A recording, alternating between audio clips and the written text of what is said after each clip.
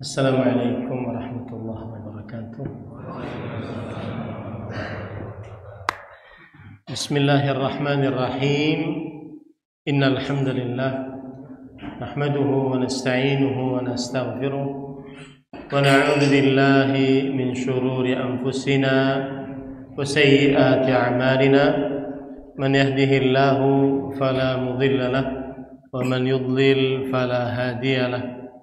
وأشهد أن لا إله إلا الله وحده لا شريك له وأشهد أن محمدا عبده ورسوله يا أيها الذين آمنوا اتقوا الله حق تقاته ولا تموتن إلا وأنتم مسلمون يا أيها الناس اتقوا ربكم الذي خلقكم من نفس واحدة وخلق منها زوجها وبث منهما رجالا كثيرا ونساء واتقوا الله الذي تساءلون به والأرحام إن الله كان عليكم رقيبا يا أيها الذين آمنوا اتقوا الله وقولوا قولا سديدا يصلح لكم أعمالكم ويغفر لكم ذنوبكم ومن يطع الله ورسوله فقد فاز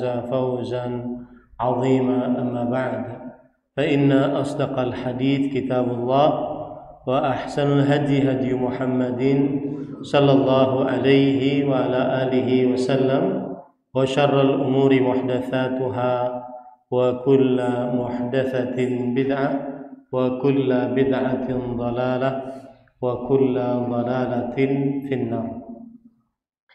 Alhamdulillah, kita bersyukur pada Allah Subhanahu wa taala pada hari ini, hari Sabtu malam Ahad 24 Jumadil Akhirah 1445 Hijriah, bertepatan dengan 6 Januari 2024. Kita dimudahkan oleh Allah Subhanahu wa taala untuk duduk bersama di Masjid Azizah Kebumen, Jawa Tengah, dalam sebuah kajian atau saling memberi nasihat dalam tema Muhammad sallallahu alaihi wa ala alihi wasallam, pada keluarga beliau, para sahabat, serta orang-orang yang mengikuti beliau sampai hari kiamat kelak,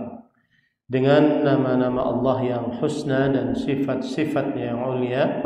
Allahumma inna nas'aluka ilman nafi'an wa rizqan tayyiban wa amalan mutaqabbala. Allahumma amin. Ahibati fillah, afanillah wa iyyakum, para ustaz, para penggiat dakwah, para ketua yayasan, mungkin kepala-kepala sekolah, pengurus yang saya cintai karena Allah. Semoga Allah Subhanahu wa taala selalu memberikan afiat kepada kita di dunia dan di akhirat. Dalam tema ini saya akan mengingatkan 2 poin. Yang pertama tentang dakwah dan kedudukannya dalam agama Islam, dan yang kedua konsep dakwah yang dapat dibangun di sebuah daerah. Makanya kenapa penting? Karena kita ini diciptakan oleh Allah untuk beribadah kepada Allah Subhanahu wa taala. Allah berfirman di dalam surat Az-Zariyat ayat 56, "Wa ma khalaqatul jinna wal insa illa liya'budun." Tidaklah kuciptakan jin dan manusia melainkan supaya mereka beribadah kepadaku. Allah juga berfirman di dalam surah Al-Baqarah ayat 21, ayat pertama perintah di dalam Al-Qur'an. Ya ayyuhan nas u'budu rabbakumul ladzi khalaqakum. Wahai manusia, beribadahlah kepada Rabb kalian yang telah menciptakan kalian. Nah, itu tujuan penciptaan manusia kita semua. Nah, ibadah ini tidak bisa dikerjakan kecuali dengan petunjuk dari Allah. Oleh karenanya, dari situlah kemudian diutus para rasul untuk berdakwah, untuk mengajak manusia, menjelaskan kepada manusia tata cara beribadah, sehingga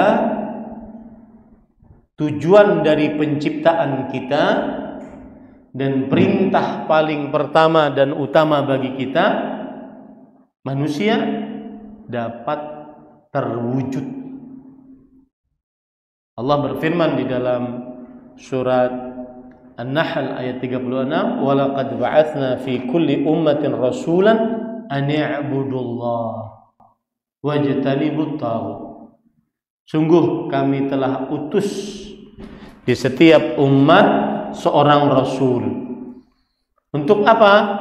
Agar menyeru kepada manusia, agar menjelaskan kepada manusia tata cara beribadah, mengabdi kepada Allah, yang merupakan tujuan penciptaan kita.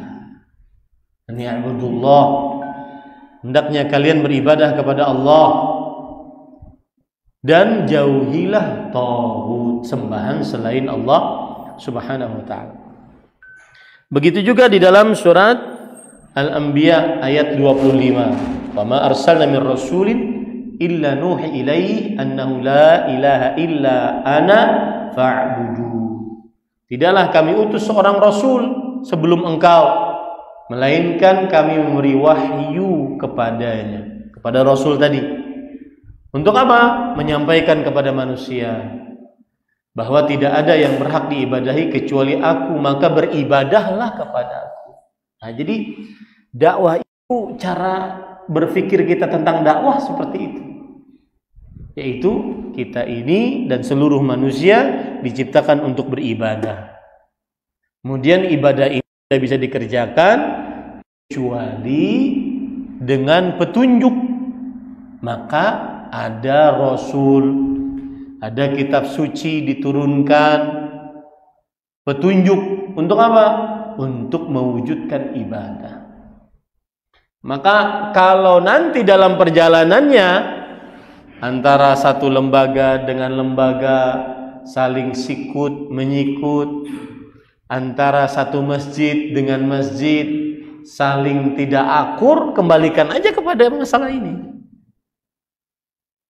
Kita ini apa toh? Kenapa sih Masjid Azizah dengan masjid apa tadi yang sebelumnya?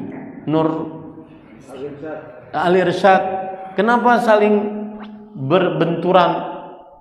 Apa toh? Misalkan contoh ya, saya nggak tahu permasalahan yang ada di Kebumen. Ya toh?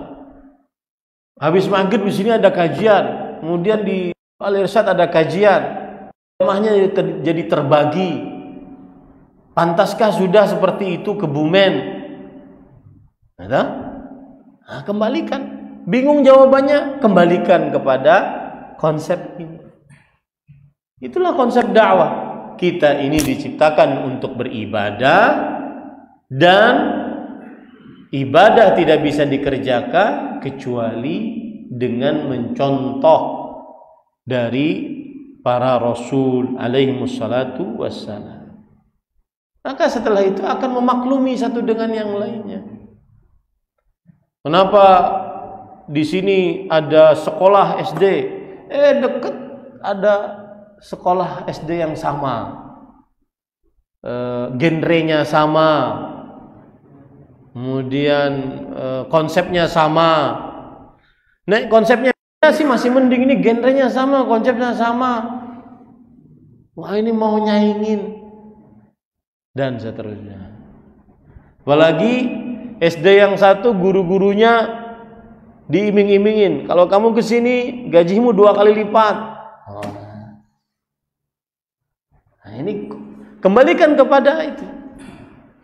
Kalau saya boleh bercerita di pengalaman saya di Kalimantan Selatan, kita sebelum membuat pesantren dan masjid kumpul dulu ustadznya. Ustadznya kumpul. Kelahi dulu di depan, di dalam. Wajhan biwajhi. Kelahi dalam tanda kutip. Gimana nih Kalimantan Selatan? Mau kita apakan dakwahnya? Bikin pesantren satu untuk semua, atau setiap kabupaten atau setiap daerah ada pesantren, atau setiap ustadz berhak bikin pesantren. Saya lulusan fakultas hadis, ada Aiman lulusan Quran, ada ustadz ini lulusan akidah, ada semua punya genre masing-masing. Kelahi dulu di depan tuh. Nah, konsepnya tadi awal, kita ini diciptakan untuk beribadah, kemudian setelah itu ibadah ini tidak bisa dikerjakan kecuali dengan apa? Dengan petunjuk. Nah, semua permasalahan-permasalahan yang berkaitan dengan lembaga pendidikan, masjid, jadwal kajian, tujuannya cuma tadi. Ya, perpecahan yayasan. Ustadz keluar dari satu yayasan bikin yayasan baru. Sebenarnya tujuannya cuma satu. Bagaimana manusia bisa beribadah, bagaimana mengajak manusia agar beribadah kepada Allah. Itu aja. Kalau demikian legowo pasti. Saya beberapa kali di beberapa daerah. Saya beri contoh kasus, saya nggak nyebutkan daerahnya. Kasus, ada ustadz sukanya kajian, pokoknya ngundang ustadz dari luar. Hampir setiap pekan ustadz dari luar diundang. Yang satu berpikiran, semestinya harus ada kajian rutin, ustadz lokal saja. Akhirnya terbentur, ya, Kebumen. Terjadi nggak seperti itu? Ya, nah ini contoh. Kalau itu ada, kembalikan ke awal. Niscaya masing akan menjaga diri, menjaga hati, ya, dan seperti itu. Nah, ini penting. Itu kedudukan dakwah dalam agama Islam. Pahami itu baik-baik para ikhwan yang dirahmati oleh Allah Subhanahu wa taala. Dan para ikhwah yang dirahmati oleh Allah Subhanahu wa taala, dakwah ini penting. Ini disebutkan oleh Syekh Ahmad An-Najmi. Beliau mengatakan hajat umat Islam kepada dakwah penting. Makanya nanti saya akan jelaskan di poin kedua, ya, konsep dakwah di sebuah daerah. Ya. Ini penawaran dari saya, konsep dakwah bisa dilakukan di Kebumen, bisa tidak dilakukan. Dan saya memohon maaf kepada ustadz-ustadz yang mungkin umurnya lebih tua dari saya, lebih berpengalaman, karena ini konsepnya adalah idzas tansahaka fansahhu. Jika dimintai nasihat, maka wajib untuk ngasih nasihat. Saya dimintai nasihat, saya sudah bilang ke yang mengundang, wah ini temanya semestinya yang ngisi harus ustadz-ustadz syuyukh, ustadz-ustadz tua, yang umurnya 60-an ke atas, yang sudah makan asam garam lebih banyak dalam dakwah. Ya. Tetapi karena diminta, ya, apa yang bisa dikasih itu yang dikasih. Nanti akan ada konsep dakwah di dalam sebuah daerah. Saya ingin bacakan perkataan menarik, mungkin ini membuat kita semakin semangat untuk berdakwah. Perhatikan baik-baik, perkataannya agak panjang. Hajatul ummati ila da'wah ila Allahil khalisah al-mukhlisah allati tusahhahu aqaiduhum wa tunaqqiha minal aqdar wasyaib wa tahuthum ala ada'i ma yajibu lillah aw li khalqihi wajtinabi ma yahrum tuhadziruhum min maghibbatil fasad wal ifsad kahajatihim ila nuzulil ghaith wa ila ta'ami syahi wal ma'il barid. Subhanallah.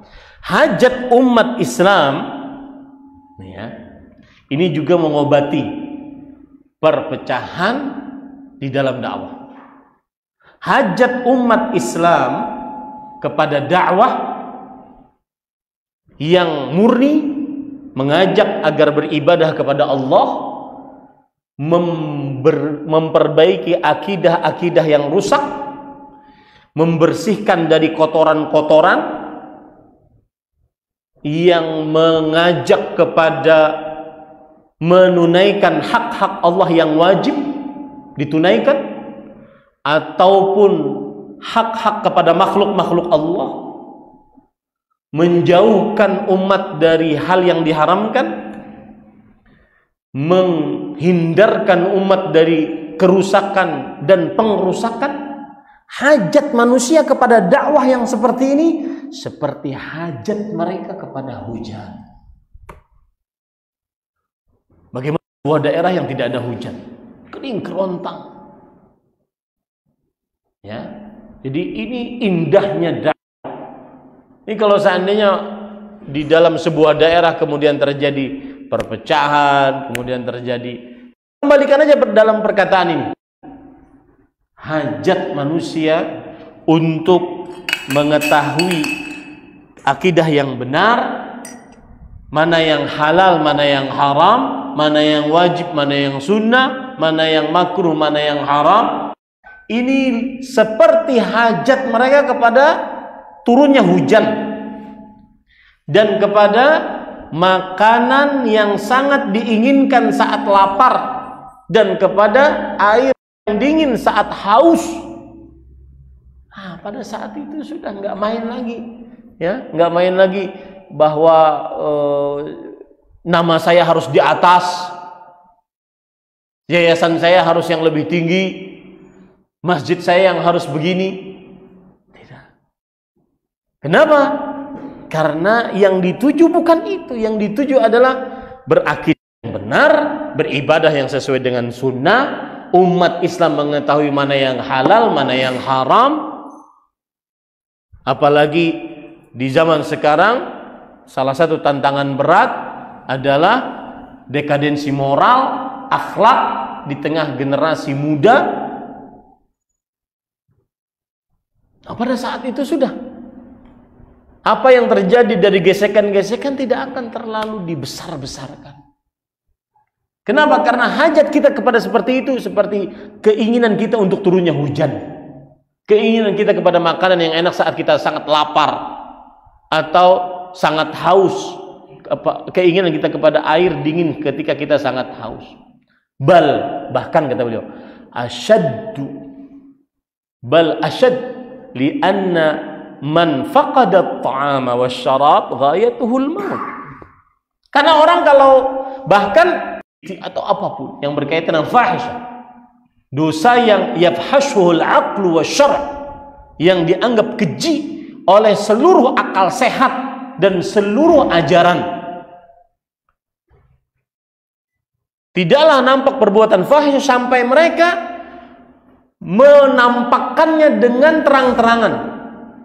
Seorang wanita pezina di zaman sekarang diwawancarai tentang zinanya, tidak malu-malu, nggak pakai penutup, nggak pakai topeng, cerita ketawa ketiwi tentang zinanya. Begitu juga pemuda yang berzina puluhan kali diwawancarai dengan senangnya. Itu PR kita itu.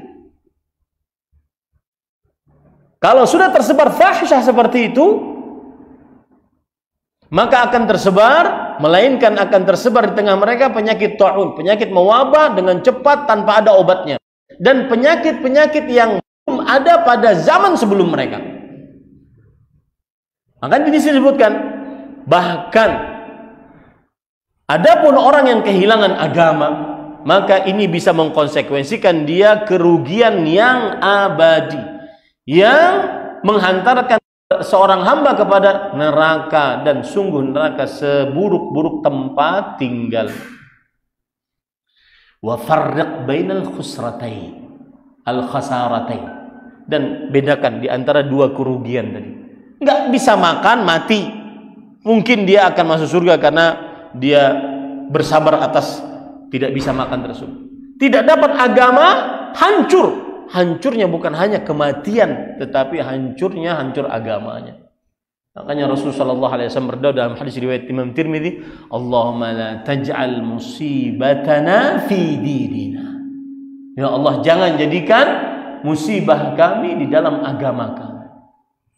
Nah, perhatikan para penggiat dakwah, tugas kita berat. Tugas kita berat dan agung serta penting. Karena umat yang tanpa dakwah maka akan terperosok ke dalam kehancuran. Ini para ikhwan yang dirahmati oleh Allah Subhanahu wa taala. Kemudian para ikhwan yang dirahmati oleh Allah Subhanahu wa taala, itu poin yang pertama. Yang pertama adalah bahwa konsep dakwah itu sebenarnya adalah mengajarkan cara beribadah kepada Allah yang merupakan tujuan penciptaan kita. Yang kedua, yang saya sebutkan, hajat umat Islam kepada dakwah lebih dahsyat dibandingkan hajatnya kepada makan dan minumnya. Penjelasannya sudah saya sebutkan tadi. Sekarang, apa sebenarnya hakikat berdakwah? Ini sebenarnya adalah penekanan atas poin pertama. Hakikat berdakwah adalah mengajak manusia untuk beragama Islam. Mengajak manusia untuk beribadah kepada Allah Subhanahu wa taala. Itu hakikat berdakwah. Qul hadhihi sabili ad'u ila Allah. Katakanlah wahai Muhammad sallallahu alaihi wasallam, aku berdakwah kepada Allah Subhanahu wa taala. Disebutkan oleh Allah Subhanahu wa taala dalam surat Yusuf ayat 108. Ya, segala macam aktivitas dan sivitas yang ikut nimbrung dalam kegiatan dakwah tujuannya adalah ad'u ilallah. Aku berdakwah kepada Allah, mengajak agar manusia berdakwah kepada Allah, baik dalam dunia lembaga pendidikan atau bahkan berdakwah dengan mengangkat senjata. Seperti ada seorang sahabat mengatakan, aslim taslam wa illa atika birijal yuhibbunal hayah minal maut. Hei raja, masuk Islam engkau. Nah, ini tujuan dakwah. Dan itulah bedanya perang jihad dalam Islam dengan perang jihad dalam agama selain Islam. Silahkan baca sejarah bagaimana perang salib dengan perang yang dilakukan oleh Rasulullah sallallahu alaihi wasallam. Masuk Islam engkau, maka engkau akan selamat. Kalau tidak, aku akan datangkan orang-orang yang lebih mencintai kematiannya daripada kehidupannya. Saya yakin yang hadir di sini semua mengambil posisi dakwahnya masing-masing. Ada yang ketua yayasan dakwah, ada yang ketua pembina yayasan dalam dakwah, ada yang kepala sekolah, ada yang ustadz, ada yang panitia kajian, ada yang DKM masjid, ada yang ustadznya. Maka ingat baik-baik bahwa hakikat dakwah adalah ad'u ilallah. Yang selain ad'u ilallah maka bukan dakwah. Mengajak kepada Allah, mengajak agar manusia beribadah kepada Allah Subhanahu wa taala. Nah, para ikhwan yang dirahmati oleh Allah Subhanahu wa taala, hukum berdakwah dalam agama Islam. Poin yang keempat, apa hukum berdakwah dalam agama Islam? Maka jawabannya adalah para ulama mengatakan hukum berdakwah adalah wajib kifai. Dalam artian kalau sudah ada yang berdakwah dari kaum muslimin, maka yang lain gugur kewajibannya. Allah Subhanahu wa taala berfirman dalam Al-Qur'an, "Wal takum minkum ummatun yad'una ilal khair." Hendaknya dari kalian ada sekelompok orang yang mengajak manusia kepada kebaikan. Dari sinilah hukumnya wajib, tapi wajibnya kifayah. Sebagian berdakwah, maka sebagian itulah yang diwajibkan dan yang lainnya gugur kewajibannya. Tapi ingat, yang dipilih oleh Allah untuk ikut nimbrung dalam dakwah ini, maka ini pilihan terbaik. Berusahalah tetap. Saya sering mengatakan kepada pengurus masjid, jangan mau diganti. Saya tidak mau diganti kecuali mati. Meskipun saya jadi pengurus masjid sudah tua, meskipun hanya sekedar misalkan bersih-bersih apa begitu. Saya pernah ke Masjid Al-Badr di Pekanbaru Riau. Pengurusnya tua-tua. Orang-orang pensiunan yang di rumah tidak diharapkan lagi. Ya. Di rumah ketemu istri, bosen juga. Ini sibuk menyibukkan diri di masjid. Dan subhanallah, rumah Allahnya jadi tertib sekali. Mushaf-mushaf diberikan sampul dengan rapi. Kemudian ada peraturan-peraturan tertentu, ada ini, ada ini. Jangan pernah mau diganti. Kalau sudah Anda ditakdirkan oleh Allah Subhanahu wa taala untuk ikut nimbrung, berkecimpung di dalam dakwah, jangan pernah keluar darinya, karena itu pertanda baik. Allah Subhanahu wa taala berfirman dalam Al-Qur'an, "Innama ya'muru masajidallah man amana billahi wal yawmil akhir wa aqama as-salah wa ata az-zakah wa lam yakhsha illallah fa ulaika humul muhtadun." Sesungguhnya yang memakmurkan masjid-masjid yang disebutkan oleh Allah dalam surat At-Taubah ayat 18. Allah adalah orang yang beriman kepada Allah dan hari akhir. Yang sibuk dalam dakwah tanda iman. Makanya jangan.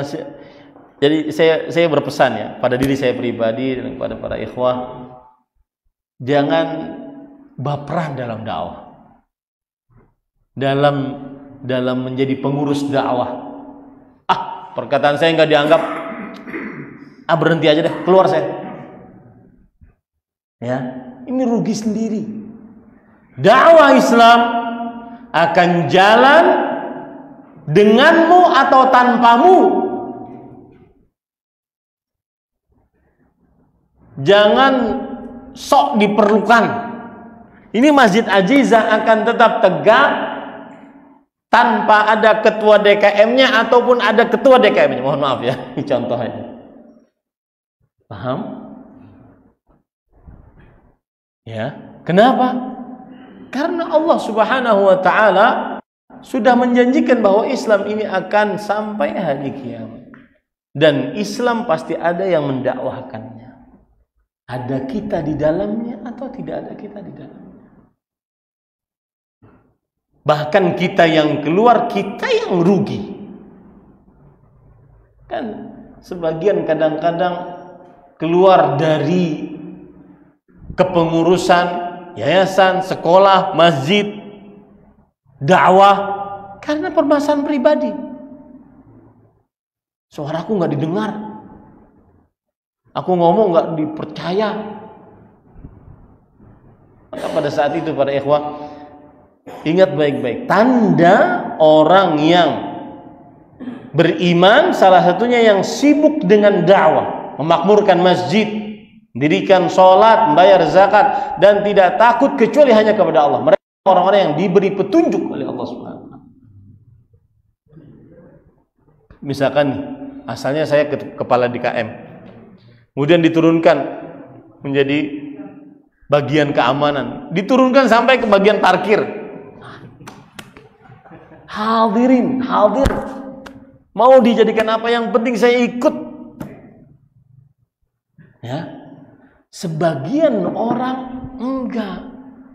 Dia harus tertulis namanya sebagai ketua pembina. Kalau enggak, rasidom. Ini repot ini. Ya. Ingat baik-baik para ikhwan. Anda sebutkan kepada antum sebuah fenomena yang menarik sekali. Apa itu? Umar bin Khattab radhiyallahu anhu tidak akan pernah bisa disamakan dengan, dan tidak akan pernah bisa melampaui Abu Bakar As-Siddiq radhiyallahu anhu. Walaupun dengan segala macam keistimewaan Umar bin Khattab. Rasulullah SAW bersabda, "Lau kana ba'di nabiyyun lakana Umar." Kalau ada nabi setelah peninggalku pasti dia adalah Umar. Ma salaka Umar fajjan illa wasyaitan salaka fajjan ghaira fajjik ya Umar. Tidaklah Umar berjalan di sebuah gang kecuali syaitan akan mencari gang yang lain selain gangnya Umar bin Khattab radhiyallahu anhu. Umar bin Khattab radhiyallahu anhu dijamin masuk surga. Umar bin Khattab dijamin diampuni dosanya. Umar bin Khattab mulham, diberikan ilham. Pendapat-pendapatnya dibenarkan oleh Allah Subhanahu wa taala, disebutkan dalam Al-Qur'an. Apa kurangnya Umar? Tapi radhiyallahu anhu tidak bisa mendahului Abu Bakar As-Siddiq radhiyallahu anhu. Tapi beliau bisa mendampingi Abu Bakar As-Siddiq. Dengan cara apa? Fastabiqul khairat. Berlomba-lomba dalam kebaikan. Maka keluarlah akhirnya sabda Rasulullah SAW, aku masuk bersama Abu Bakar dan Umar. Aku keluar bersama Abu Bakar dan Umar. Aku duduk bersama Abu Bakar dan Umar. Umar nami katut. Sebabnya apa? Fastabiqul khairat. Meskipun namanya di belakang gak jadi masalah. Meskipun tidak pernah bisa menyamai Abu Bakar As-Siddiq, dan itu diakui sendiri oleh Umar bin Khattab. Maka tetapi namanya masuk. Begitulah indahnya fastabiqul khairat. Yang satu jadi penjaga keamanan, yang satu jadi kepala sekolahnya, yang satu jadi gurunya, yang satu jadi TU-nya, yang satu jadi anggotanya yang mengerjakan perintah kepala sekolahnya, yang satu jadi sekretaris bendahara, yang satu jadi CS-nya, cleaning service-nya, yang satu jadi office boy-nya. Dakwah, semuanya dalam rangka berdakwah. Nah ini para ikhwan yang dirahmati oleh Allah Subhanahu wa taala. Makanya saya pesan, jangan mau keluar dari lingkup pengurus dakwah. Kerugian besar. Saya mau jadi orang biasa aja deh, nggak mau ngurus-ngurus lagi, biar hati tidak sakit, biar nanti ada bisikan syaitan supaya kamu nggak sering gibah. Sudahlah, jadi biasa aja. Ada ustadz datang, ikut kajian di pojok. Habis ustadz selesai, pulang. Nggak usah sibuk-sibuk. Nggak usah ikut sok-sok rapat. Nanti hatimu sakit. Itu syaitan bin iblis yang membisiki manusia. Ya. Ini para ikhwan yang dirahmati oleh Allah Subhanahu wa taala. Apalagi kalau kita pikir subhanallah ya, majelis ilmu. Saya hari-hari ini mengatakan ghairu talibil ilm tafih. Selain menuntut ilmu, itu adalah pekerjaan yang hina. Ini berdasarkan misdaq qaulihi sallallahu alaihi wasallam, berdasarkan kebenaran sabda Rasulullah sallallahu alaihi wasallam, ad-dunya mal'unah wa mal'unun man fiha illa dzikrullah wa man walah aw 'alimun aw muta'allim. Dunia itu terlaknat orang yang di dalamnya, kecuali orang yang berzikir atau segala macam aktivitas yang menghantarkan kepada zikir tadi. Atau orang yang berilmu dan orang yang mengajarkan ilmu tersebut. Ambil bagian di dalamnya, walau sedikit. Antum coba subhanallah bayangkan. Sa'ad bin Mu'adz radhiyallahu anhu menjadi orang Islam cuma 6 tahun. Beliau masuk Islam umur 31 tahun.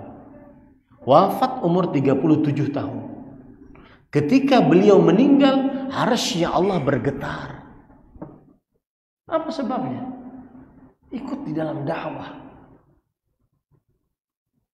Ya, dakwah menjadikan seseorang banyak pahalanya.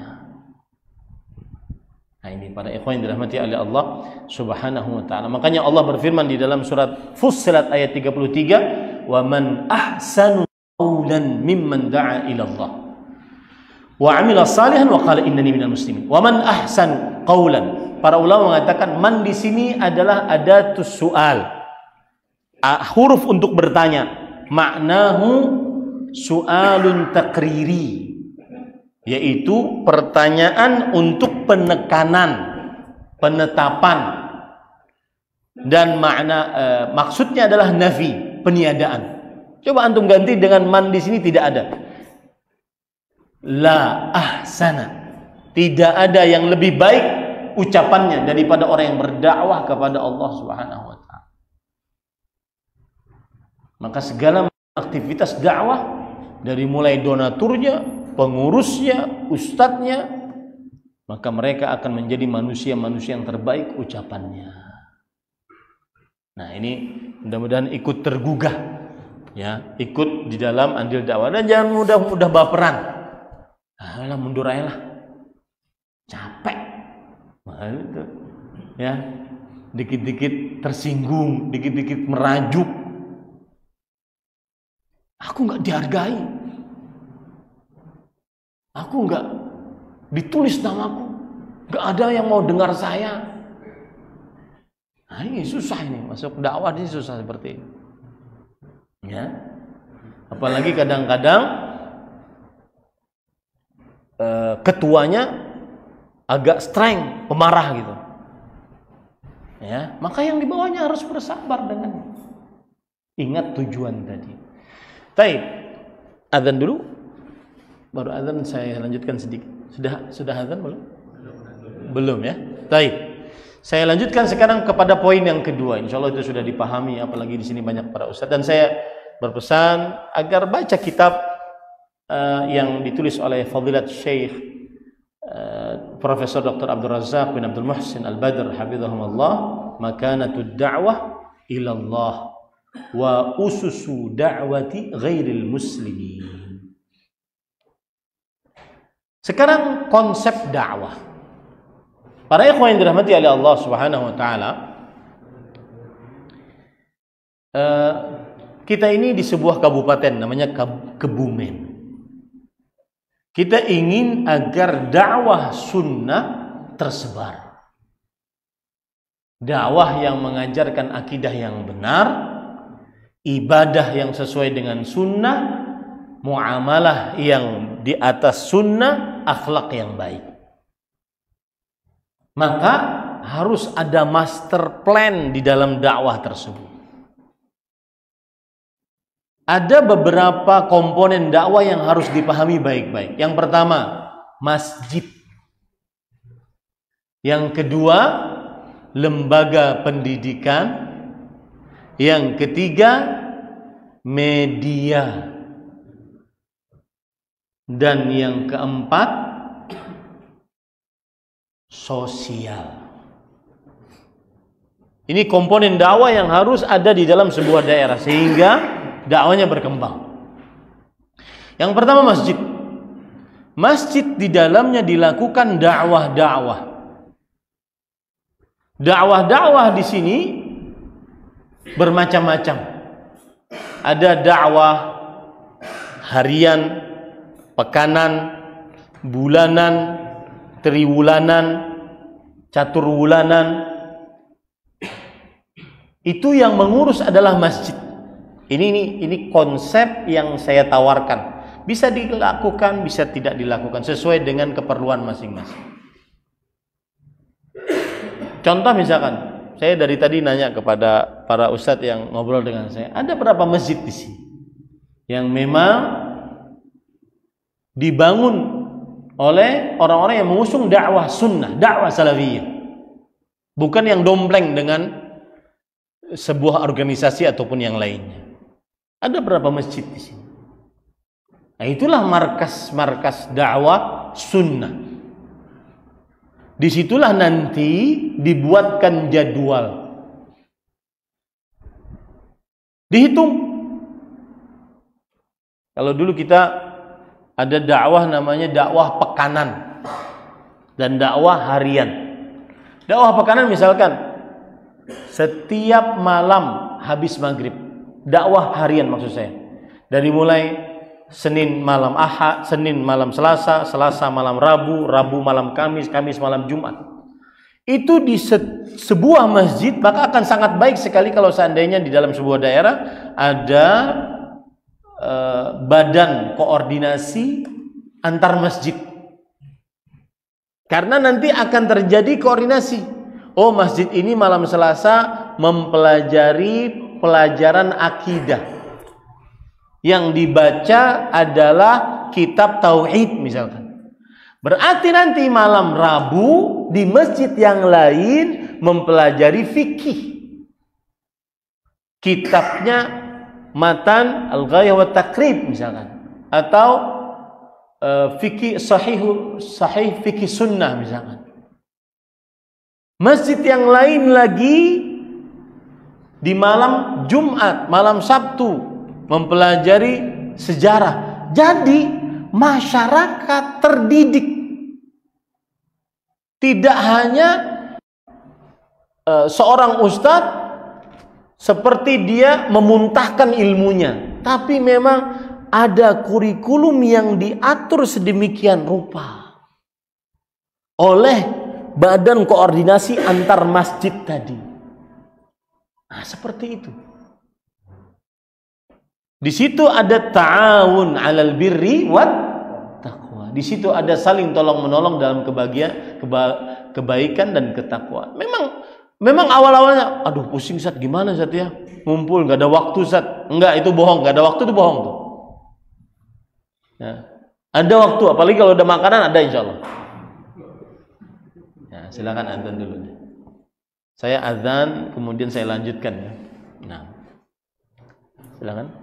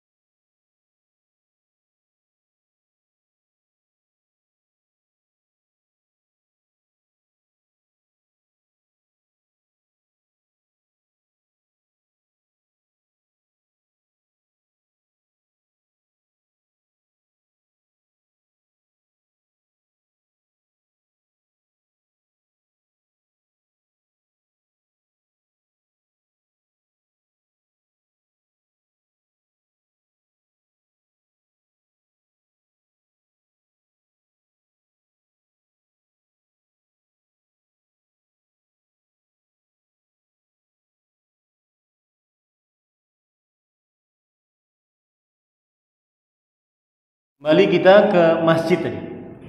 Masjid sebagai lahan untuk berdakwah.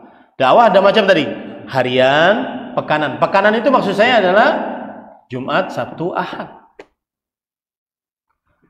Antum pilihin ustadz-ustadz yang ada di Kebumen ini, kemudian mereka digilir. Pekan pertama Ustadz Fulan, Jumat, Sabtu, Ahad, di masjid mana saja. Pekan kedua Ustadz Fulan, Jumat, Sabtu, Ahad, masjid mana saja yang sudah ditentukan. Dan semestinya ustadz-ustadz tersebut membawa disiplin ilmu yang benar-benar bisa diatur disiplin ilmunya, sehingga kita melahirkan para masyarakat yang benar-benar cinta ilmu. Ya. Nah, saya berpesan di dalam masjid atau di dalam lembaga pendidikan atau di dalam panitia kajian harus ada 3 jenis manusianya. Yang pertama ustadz, yang kedua orang tua, yang ketiga anak muda. Ustadz ini yang akan menjadi mustasyar, yang dimintai musyawarah. Ustadz ini sesuai dengan syariat enggak? Orang tua biasanya lebih hikmah di dalam mengambil sebuah keputusan. Anak muda yang semangat di lapangan. Harus ada 3 itu di dalam masjid, lembaga pendidikan, atau di dalam dunia panitia kajian. Nanti akan sangat baik sekali kalau sudah diatur dalam, misalkan dalam Kabupaten Kebumen ini, misalkan kita ingin mengundang ustadz dari luar per 3 bulan. Ini usul, yang ustadz yang diundang bukan sekelas seperti yang sekarang berbicara. Jangan, salah, itu salah ngundang ini. Ya, Ustadz Hakim, Ustadz Yazid, Ustadz Abu Qatadah, Ustadz yang memang, Ustadz Firanda, para dokter, Ustadz Musyaffa, Ustadz Muhammad Arifin Badri, Ustadz yang mumpuni di dalam bidangnya, agar masyarakat terpenuhi keperluannya. Contoh misalkan Ustadz Erwandi dalam bidang muamalah. Nah, kalau kita per bulan atau per 4 bulan, catur bulan, berarti 3 ustadz kita undang dengan spesialisasi berbeda-beda. Jangan sama, jangan semuanya yang berkaitan dengan keluarga semua. Aku cinta kamu, kamu cinta dia. Ustadz spesialisasi itu aja yang diundang, jangan. Bahkan saya berpesan, ada ustadz yang tidak masyhur mungkin di media sosial, followersnya tidak sampai jutaan, tapi dia mumpuni di bidangnya, undang ustadz itu, memenuhi keperluan masyarakat. Misalkan di bidang muamalah, oke, undang ustadz siapa? Di bidang akidah, undang ustadz siapa? Di bidang fikih, undang ustadz siapa? Yang memang ahli di bidangnya.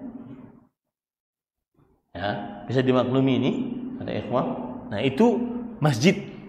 Itu pekerjaan masjid. Nanti dipilih tuh. Oke. Makanya saya bilang tadi ada badan koordinasi antara masjid, penting. Untuk semester ini Masjid Azizah. Semester depan Masjid Al-Irsyad misalkan. Ya, contoh saja itu. Kapan itu bisa terjadi? Ketika ada kumpul. Ayo wajhan biwajhin. Kita ini para ikhwan dirahmati oleh Allah Subhanahu wa taala, al-mu'min lil mu'min kal bunyan yashuddu ba'dhum ba'dha. Orang beriman kepada orang beriman itu seperti satu bangunan, saling menguatkan satu dengan yang lainnya. Saling menguatkan satu dengan yang lain. Contoh misalkan yang kamera, ini alhamdulillah cuma 1. Saya di beberapa daerah ada 5 kadang-kadang. Saya langsung nanya, ini dari mana, dari mana, dari mana? Semuanya ingin ngambil bagian. Nah, ini bagus, ini cuma 1, ditentukan. Ya, bisa dimaklumi ini ya. Baik, lembaga pendidikan.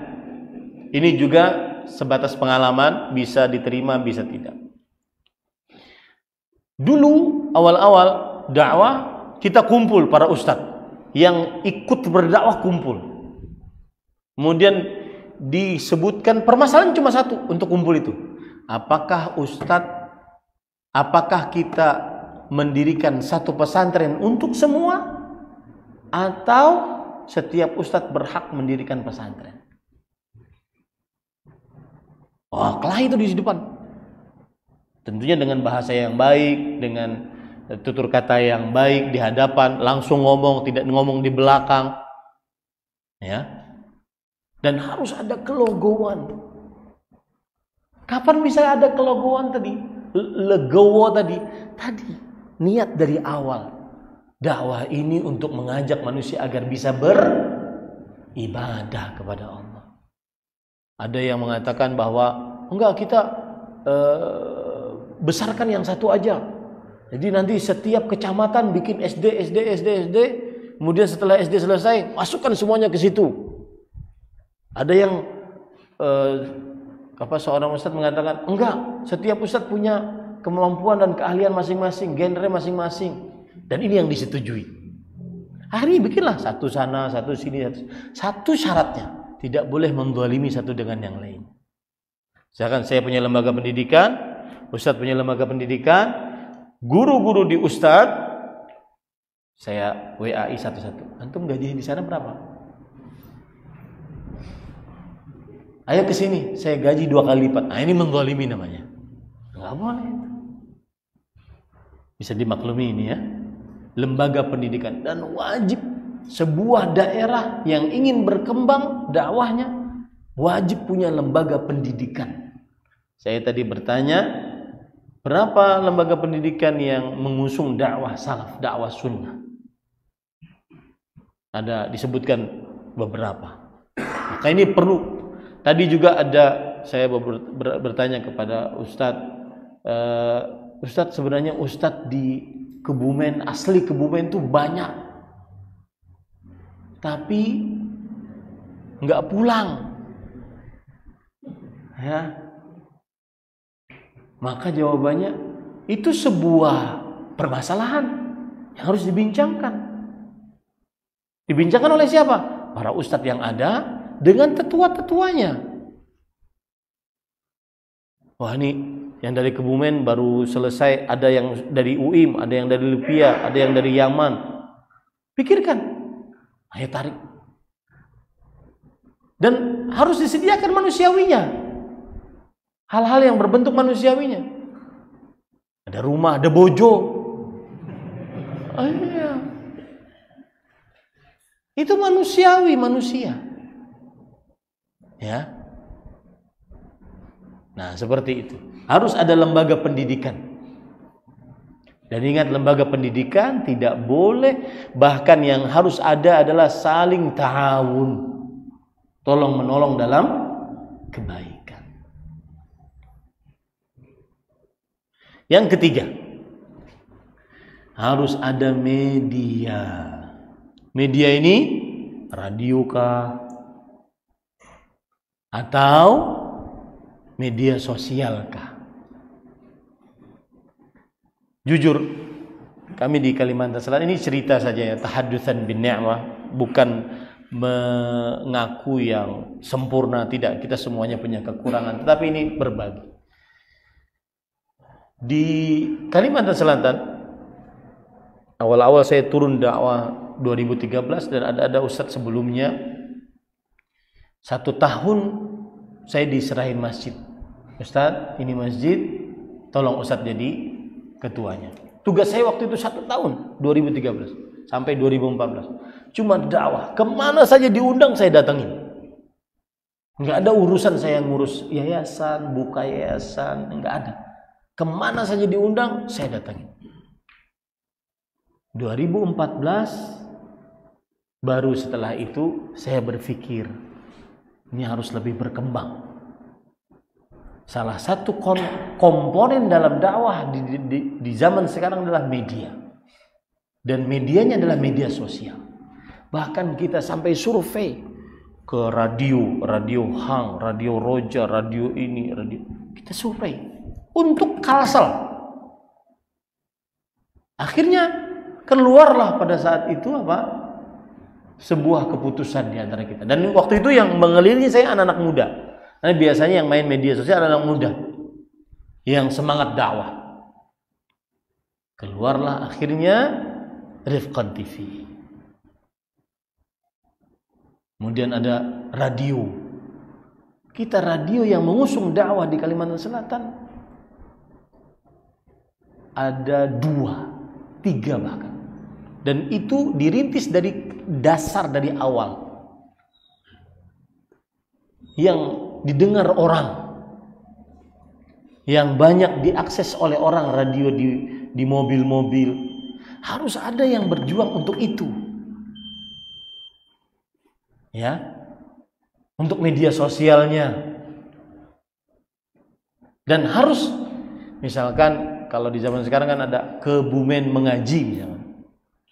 Atau ada apa namanya, yang orang kalau nanya, saya ingin pindah ke Kebumen Ustadz, kira-kira media yang saya ingin ketahui mana ya? Nih ya, Ustadz saya ingin tahu kajian yang ada di Kebumen, ada jadwal enggak? Jadwal itu akan terpampar dengan teratur dengan rapi apabila ada tadi yang memikirkan komponen dakwah tadi. Nah, seperti itu. Ya, ini yang ketiga, yaitu media, entah radio, entah media sosial. Dan dia afwan nih, dibayar dengan profesional. Nggak main alal barokah, nggak main. Itu nggak jalan. Ya, dibayar dengan profesional. Misalkan nih, pengajian, saya datang ke Kebumen. Bagaimana bisa ada satu player yang mana di situ jadwal safari dakwah Ahmad Zainuddin di Kebumen, satu player. Siapa yang bikin? Orang-orang media tadi. Kenapa nggak ada Ustaz? Lagi sibuk kerja Ustaz. Nah, kita sudah pengalaman bahwa kalau alal barokah nggak bisa. Harus dibayar karena dia punya anak, punya ingin makan, ingin minum. Dan bayar resmi sesuai dengan UMR. Ya. Begitulah dakwah akan berkembang. Ada media yang memang dilaksanakan dengan baik dan matang. Bahkan, mohon maaf, dia di bawah yayasan tersendiri media itu. Itu sesudah kita survei sana sini. Ini apakah media ini masuk ke lembaga pendidikan atau masuk ke masjid aja atau bagaimana? Enggak, dia di bawah yayasan tersendiri. Nah, seperti itu akan berkembang nanti. Yang keempat, komponen sangat penting adalah panitia sosial, khitanan massal, pembagian daging kurban, medical check up gratis kesehatan, sembako murah, santunan janda, ya. Kemudian apa lagi tuh?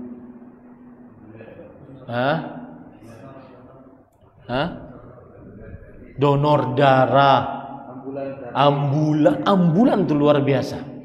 Saya punya pengalaman ini menarik ya. Mudah-mudahan kita bisa mencontohnya di Kalimantan Selatan belum. Saya kemarin ke Pekanbaru Riau. Ada Masjid Al-Badr dan Masjid Abu Darda. Masjid Al-Badr itu punya ambulan, antum tahu berapa? 6 ambulan. 6 ambulan, dan itu tidak menerima sepeser pun dari masyarakat. Supirnya, kemudian penanggung jawab pengurus jenazahnya tidak boleh menerima sepeser. Dan ini medan dakwah yang sangat luar biasa, dan itu sunnah Rasul sallallahu alaihi wasallam. Bahkan orang awam yang ditolong sampai nangis-nangis. Kami ingin ngasih, ini yang semampu kami. Mohon maaf kami tidak menerima. Mengantarkan jenazah dari Pekanbaru ke Bagan Batu, jauh itu. Dari Pekanbaru ke Medan, jauh. Mereka benar-benar mengerjakan itu karena modal sosial, karena Allah Subhanahu wa taala. Meskipun mereka ada yang menanggungnya. Nah, ini luar biasa. Dan Rasul sallallahu alaihi wasallam, salah satu konsep dakwah beliau yang sukses adalah dengan banyak memberi. Sampai ada orang minta kepada Rasul sallallahu alaihi wasallam diberikan al-ghanaman bainal jabalain. Kambing 2 lembah. Sampai dia yang asalnya, jadi orang ini namanya saya lupa, beliau anak dari pembesar musyrik Quraisy. Pada peperangan Badar bapaknya dibunuh oleh Rasul sallallahu alaihi wasallam, oleh pasukan Rasul sallallahu alaihi wasallam. Makanya beliau sangat membenci Rasul sallallahu alaihi wasallam. Mus'ab Sofyan bin Umayyah bin Khalaf. Umayyah bin Khalaf pemimpin dari orang-orang musyrik Quraisy, kemudian Sofwan adalah anaknya. Awalnya sangat benci kepada Rasulullah SAW. Kemudian dikasih oleh Rasul, dikasih sampai beliau mengatakan, "Wallahi innaka la abghadun nasi ilayya." Demi Allah, engkau adalah orang yang paling aku murkai wahai Rasulullah SAW. Wal an innaka la ahabbun nasi ilayya. Engkau adalah orang yang paling aku sayang sekarang. Dengan apa? Pemberian. Ada juga kisah yang lain, Rasulullah SAW memberi kepada orang 2 lembah kambing. Sampai orang tersebut mengatakan kepada kaumnya, "Ya qaum aslimu, wahai kaum, masuk Islam kalian. Fa inna Muhammadan yu'ti ata'an man la yakhsha al-faqr." Sesungguhnya Nabi Muhammad sallallahu alaihi wasallam memberikan hadiah seperti orang yang tidak takut miskin. Maka perbanyaklah sosial. Daging kurban. Saya tidak tahu kalau di sini pembagiannya bagaimana. Kalau kami di pesantren Intan Ilmu, pesantren saya ya, itu 1 orang 1 kilo daging. Belum tulangannya, belum jeroannya. 1 orang 1 kupon. Dia puas bawa daging itu, puas. Bukan daging 1 on, 2 on. Ya. Nah, ini para ikhwan yang dirahmati oleh Allah Subhanahu wa taala. Maka itu 4 komponen, mudah-mudahan bisa difikirkan baik-baik, semoga yang disampaikan bermanfaat. Mohon maaf kalau saya terlalu lancang dengan adanya ustaz-ustaz senior yang ada di sini yang sudah mendahului kita di dalam berdakwah. Tapi tadi konsepnya adalah idza stansahaka fansahhu, jika dimintai nasihat maka nasihatilah. Ada perkataan Abdullah bin Abbas yang menarik, la yazalur rajulu fi sihhati ra'yihi ma nasaha limustashirihi. Masih saja seseorang di dalam pendapat yang benar, dibimbing Allah dalam memberikan pendapat yang benar, selama dia apabila dimintai nasihat, dimintai konsultasi, dia kasih konsultasi dengan baik dan benar. Maka itu yang bisa disampaikan. Dan wallahu alam, mungkin jika ada yang ingin ditanyakan, didiskusikan, jika ada yang